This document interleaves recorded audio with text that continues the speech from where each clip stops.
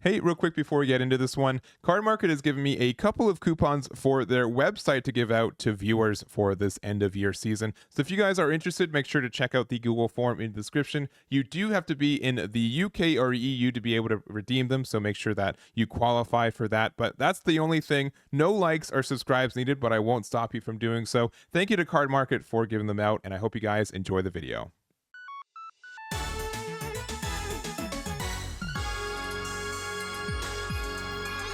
Hey everyone, Ekman here with another video, and today we have a top 16 breakdown for the Bandai Card Fest finals that happened this past weekend in Europe for the Fusion World card game. Honestly, I'm really excited to kind of go over this. This has been a really fun format for the Fusion World card game, and there's just a huge variety of decks to go over as well. So if you guys are new to the channel, please make sure to hit that like and subscribe if you haven't already. We do a lot of Fusion World content here, as well as on my website, Eggman Events, you can find linked in the description too. And then also I do want to say big shouts to Thabris for getting a lot of these deck lists. He does have his kind of own link tree, which he goes over a lot of different deck lists and profiles, as well as just event breakdown. So I really appreciate that resource. I would not be able to make this video without him, and make sure to check that out. That's also linked in the description as well as on this page. But jumping on into this event in general, this was held this past weekend. There are 333 players, 9 rounds of Swiss best of 1 into a top 16. There also was a live stream for this that was on the official Bandai channel. It's linked here. It's currently unlisted on YouTube, but you can still find it as well. Also, this is for all of their card games, so we don't get to see every round of like Top Cut, but you do get to see a bit, and the finals, of course, which, spoilers, was won by a Fused Zamasu. So of this top 16, we did have 5 of the Zamasu Fused. As mentioned, one was able to win the event. 4 copies of Aandroidd 17, with 2 of them in the top 4. 2 Baby Vegetas, which both got top 8. 2 Jirens, which one of them got into a top 8, and then a Majin Buu Evil, which was the runner-up, Beerus, and a Son Goku from FB03. I'm also missing 3 deck lists, so if you guys have any contact or any knowledge for the list from either our top 4 Aandroidd 17, are also our Jiren player, our single Beerus player, please let us know, and we would love to be able to capture that and put it on our websites too. But I think this is still, again, a pretty diverse meta. I think more people are on Aandroidd 17 and 18. I think a lot of people have been like, oh, you know, it was so good for so long. Is this finally the meta that kind of power creeps it out? And I don't really think it is. It did get some good green support and some generic tools which you like to take advantage of. I don't think it's the best deck in the format right now, and I'd be kind of hard pressed to figure out what it is, objectively. But it is something that's really popular. I think a lot of people are seeing the Zamasu Fuse doing so well in this event, not only winning but taking a little bit over a quarter of the top 16 for it. So I think out the gate, the FB03 Goku was probably the best blue leader in this set, and it still is doing quite well. It did get a top 16, but there are, I think, a lot of people shifting to a kind of slower and more value-based game with Zamasu, and it really pays off for them in a lot of ways. So we're going to go over the top placing list for each one of these leaders, and again, if you guys want any of these deck lists, you can find them linked in the description for this event and many others, but let's just jump on into it. So our winner is going to be Giuseppe with their version of Zamasu Fused, and kind of talking about it as well, like blue just has a lot of great value cards. Clearly a new one that we got from this one was the 6-drop Vegeta. This is just like an additionally good ender for this deck. 5 clocks Vegeta was pretty good at ending games, but this was just a lot better. We generally get to like turn 9 or 8 or 9 in this deck. We get pretty late into the game, so the 6 energy cost for this is pretty trivial. We'll almost always get there, and the amount of ending power this is affords is fantastic. Even without any additional combo power, as long as your opponent's like a 20k leader, this requires a super combo and another card to get out of, which is asking for a lot, especially kind of in like a late game scenario. So that is such a good finisher, and being able to bounce cards back to your opponent's hand. And then also we do have the addition of like the new Vegeta from Daima, which this just generates a card draw. It doesn't get rid of 4 costs or less, but we do have some ways to get with that, with the My Future, which I think is very strong for us.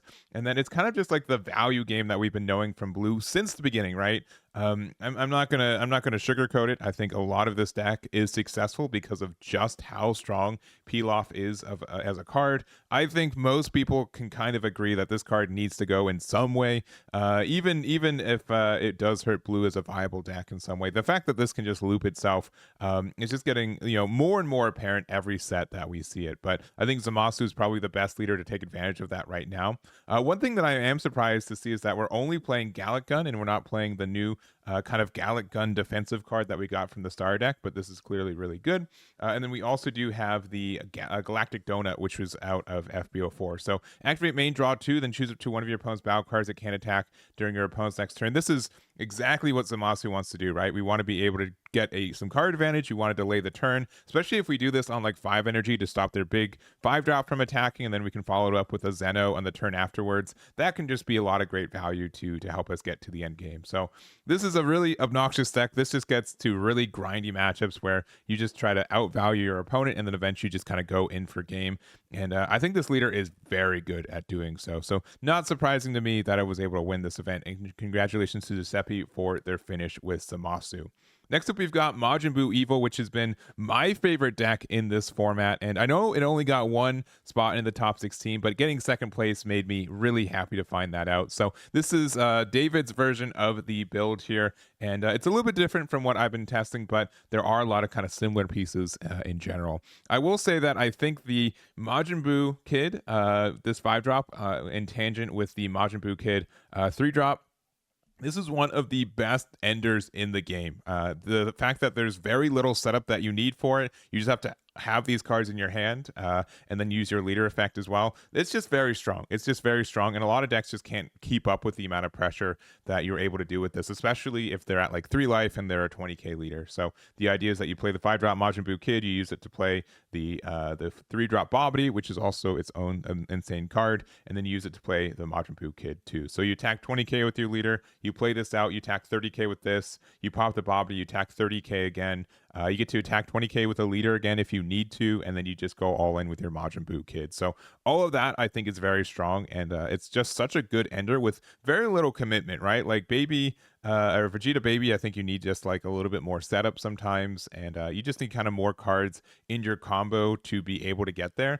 This one is just three cards, and technically you really only need 2 cards. You don't, it really does, you do appreciate the Bobbity being on the board, but generally you can find like another spot for it to put something, and you still get like a good amount of pressure regardless. So I think that's very, very strong. The other thing is that I do respect and like the fact that we have more of these like 1-cost like cantrips or things to do. I was a little bit off Supernova, but maybe I'll add it back in. But the fact that our leader is able to use its effect to restand itself or an energy actually comes up quite a bit. So I've been really liking using the energy absorption to be able to stun something, since it doesn't care what the cost is, it's going to stun everything. This one does, the Supernova does need to be 4 or less, which means it doesn't always stun something, but I do think that's great. And we just kind of do the same thing, like we pressure a lot of advantage throughout the game. Even if we're at 5, like, and we have like a double Majin Buu Kid kind of scenario, we can do it 2 turns back to back and not really worry about our defense too. We generally have a really large hand size. We're able to use Majin Buu Kid to put pressure, and then if we don't feel comfortable going for game, we can use our leader effect to get 1 back or energy back, use energy absorption to stun one of their kind of scary cards, and then we can try again next turn, which is really great. So I have a lot of thoughts on this deck. I could talk a lot more about it, but this is really fun. I really appreciate this getting a second place finish, and I think some people undercut how good this deck is in this current format. So this is David's version of the build, and big congratulations to their second place with the Majin Buu Evil. And then next up, you've got Thabris, who was able to get a top 4 finish as well. I think he actually got 3rd place because I think they played it out. I'll correct it if that is incorrect. But the Aandroidd 17 has kind of adapted into this format. I do think some people were playing more of like the standard FB03 build, which might have had a little bit of an issue getting value later into the game with it. But this has been a pretty strong deck with the kind of the 1-drop Earthling package, right? And we're used to the 1-drop Earthling package in blue with peel-off, but we do have a lot of ways to get advantage of that in this build. So we are playing 4 copies of the Hercule, which not only is it a 10k, but it's a 10k that's able to add 2 1-cost or less Earthlings from our trash to our hand. So that can be, from our drop to our hand, which can be this Balma, which is just a good early game card and a 10k. We also play the Roshi. This being able to get back our extra cards that we don't need immediately, so we can charge like a Earth Destroying Blow, and then later we can get it back with the Roshi if we didn't need it. Then that's great, and it's technically a card draw, which is really nice. And we also have the 1-drop Boma, which is generically just a good draw card. So there's just so much good stuff and value you're able to do with this. The fact that we can just kind of sit on our Earth Destroying Blows and just a lot of combo power in the late game to be able to get our advantage is good. Cell Jr. is a good card because we're able to just get, again, it's technically a draw card for 2 that's also a 10k. And then we also have like the new edition of Nappa. So we're only playing 2 copies of this, which I think is fine. We don't really care to aggressively awaken as much as I think Cell does, so they can get their leader effect off. But this is just a really good buy to play on 3 and lets you kind of control the early game if you do play it on curve. And pairs really well with the 17-18 later on, which I don't have to explain that this card is really good, right? That card is really, really good. Some more kind of tech ads, though, that I haven't seen in a lot of videos. We see Vegeta, which was, an old reliable in set 1. I think people kind of shifted away from it when we had more options. But the fact that we can get rid of a 2 cost, I think, is really important for matchups against blue, where they have cards like their Videl and just a lot of other things. Going card for card when the card in your hand can just be dead or no combo, I think is great. Kind of same thing with Sun Gohan Childhood. Just the hard removal on a 10k can be really nice. And then we also have the Sun Gohan Childhood 6-drop, which we're able to use that to gain a life, which I don't think we play as much of this, but it is like a cool little tech ad there too. And then lastly, a swag copy of Dr. Giro's Lab, and then a Warm Greeting, which is a great removal card from this set, which is able to answer Jiren, which we weren't really able to do previously as well. So I think this deck is still solid. It's going to be really meta. I feel like sometimes like I get so close to beating them and they just have so much ending power. And unsurprising, 8-drop Broly is still a really good card in this card game. But that's the build here. Congratulations to Thabris for their 3rd place finish with Aandroidd 17. All right, next up we've got our 2 copies of Baby Vegeta. We have Francesco as well as Mert's build of them. They're pretty similar. I think when we were looking at the beginning of this format, a lot of people are looking at kind of a more aggressive build using like the Machine Mutant package, using the General Raildo, and both these builds have kind of shifted away from this. And if you didn't double check, right, you would almost think that this was a more like a Bardock or Son Goku GT build based on looking at the card pool for it. So for better or for worse, I think the 4-drop Son Goku GT is still really needed in this deck at 4 copies. It just gets so much value for you that it's just hard to contend with that. And the energy marker creation, all of that is very strong in its own way. Clearly, the Trunks GT is a silly good card in this deck. Not only just being able to put a 20k attack and then a 5k combo that lets you draw 2 cards that are 10ks is really great in this deck as well. We do run some of our other Brainwash cards too, and to generate the value, and then obviously 10 times Kamehameha. This so just gets so much value, right? For 1 energy marker, being able to remove potentially 6 energy worth of cards is a little bit insane. So we try to just play like more value-based and slow-paced. Eventually we'll awaken, and then we're going to be able to use our effects to get some card draw and just get our combo power. But you're noticing that we're not like the super hyper, combo do 20 attack builds for both of these. These are a lot more of like the value based. Try to just outvalue your opponent, get some really good swings with, again, our Son Goku GT. We are also playing Bardock and the Great Ape Baby, which this is good removal for the game.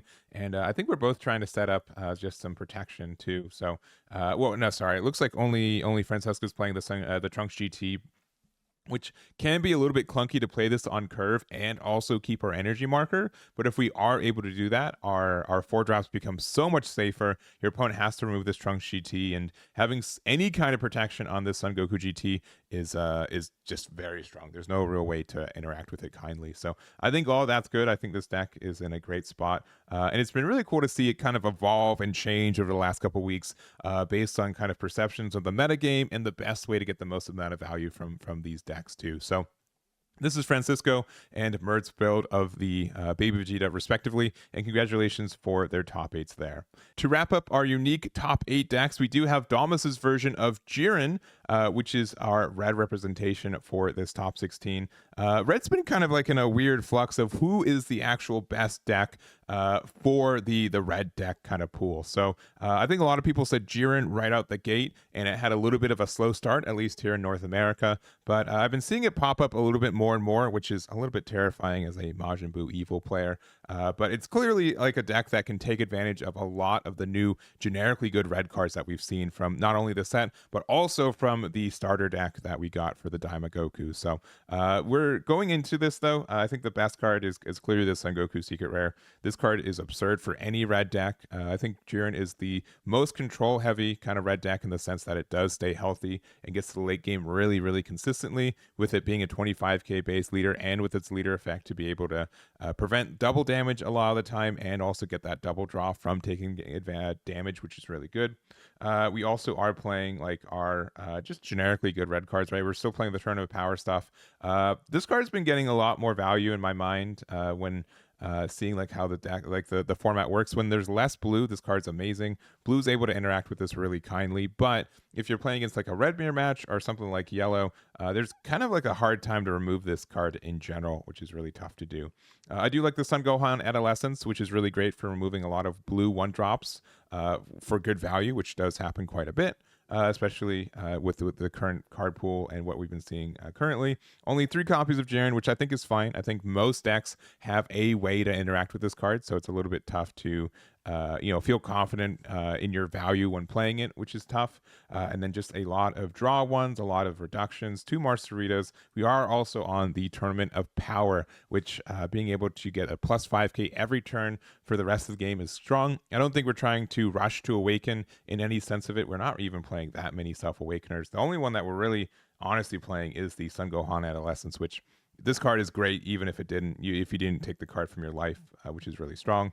And then we also so just being able to get to the late game, this card gets value every turn that we get into the game, which we get pretty late. And then we also have the God Kamehameha. I've been seeing some people use It's Over, but I think with Jiren specifically, God Kamehameha is just better. That extra 5k makes quite the difference for you. I've also seen like Spear of Destruction pop up to be able to do some burn damage and hit someone from 4 life to 3 life unexpectedly. But I am a big fan of God Kamehameha. I think it's a solid choice and never the worst one for kind of this slot for it. But yeah, Jiren's been really interesting to see it kind of be just around. I think this is probably the best weekend with it, with this being the top 8 list and also getting a top 16 finish, which we don't have right now, the deck list, but it's been cool to see it just still around as well. So this is Dalmis's version of it as well. And to wrap up this video, we have one top 16 deck list. I still don't have the Beerus deck list as of this recording, but make sure to check out the website and I'll try to update the comment section or the description if there were any updates from deck lists from this. But we've got Mirco's list of the Son Goku FB03 version, which I think this was again the most generic blue deck, or the most performed blue deck going into this event. I think a lot of people were seeing the value of it. It did very well around the world, getting 2 first place finishes. So it's alarming to me to see it only taking 1 spot into the top 16 and only top 16, not advancing farther from there. So I do think this deck is pretty understood what the makeup of it is. We do have to run so many of our Saiyan City cards, which the card pool for that is not super diverse right now, and we just try to grind some value. I think the biggest decision is if you want to play like the Great Saiyaman 2 card, which this is a new card from FB02. It does let you play this skillless Great Saiyaman from your trash, which is really great. Gets you a lot of advantage there, and it's like getting more cards on board means that your Great Saiyaman with an exclamation mark gets you you get some better removal with this one, which is really nice. But other than that, I think a lot of people kind of know what this deck is. We just kind of grind out a lot of advantage. This also kind of had like a similar field or like effect in FB03 where a lot of people played this immediately, thought it was the best blue deck with FB03, and then people went back in time and said, you know what, Star Deck Vegeta is just strictly better than this one. It just takes advantage of the cards way better. I do think there are some tools for this one, including the 1-drop Videl that makes it consistent and just better in general. But it looks like, again, where they're like, you know what, there's just a better generic blue deck in what seemingly seems to be Zamasu fused, and we'll have to see in the next couple of weeks if that continues to be the case. But I really do like this deck, and I think it's very strong in its own way. So if you still like this deck and believe in it, I don't want to try to convert you into a Zamasu Fuse player, but I am a bit surprised with it only getting one top 16 for it. But this is Mirco's list, and congratulations for getting that top 16. But that's going to be it for this one. I hope you guys enjoyed. Again, if you guys want any of the deck lists, you can find them linked in the description. Shouts to Thabris for, again, getting a top 4 finish and for providing the deck list and finding them too, which is just a very big undertaking. And again, I would not be able to make this video without them. So that's going to be it for me. Thank you guys so much for watching, and I'll catch you all next time.